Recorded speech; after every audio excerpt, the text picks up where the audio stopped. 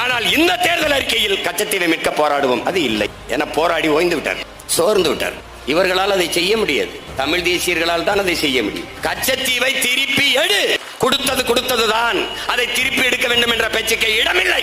அவர்கள் பதில் மனு இதுதான். ரெண்டு கட்சியும் காங்கிரஸ் பிஜேபி ரெண்டுமே உச்சநீதிமன்றத்தில் தாக்கல் செய்த பதில் மனு இதுதான். கச்சத்தீவை திருப்பி எடு, இல்லை என்றால் என்னை பிரித்து விடு தான் கோட்பாடு. சட்டசபையில் தீர்மானம். தமிழ் தேசியர்களின் அரசு மலர்கிற போது தன் மாநிலத்தின் தன் இனத்தின் உரிமையை மீட்க, தன் மீனவ சொந்தங்களின் வாழ்வாதாரத்தை மீட்க இருக்கிற ஒரே வழி கச்சத்தீவு மீட்பு. கச்சத்தீவை திருப்பி எடு, இல்லை என்றால் என்னை பிரித்து விடு, தனியா விடு. பார் பிரிவினைவாதி, பார் தீவினவாதி பேசுவான். மறுபடி பதில், என் நிலத்தின் ஒரு பகுதியை எடுத்து என் நாட்டோடு இணை என்று பேசுகிற நான் பிரிவினைவாதி. என் நிலத்தின் ஒரு நிலப்பரப்பை என் இனத்தின் வரலாற்று பகைவன் சிங்களனுக்கு கொடுத்ததுதான் என்று சொல்கிற நீ தேசியவாதியா என்ற கேள்வியை எழுப்ப இங்கே அவனுக்கும் துப்பு.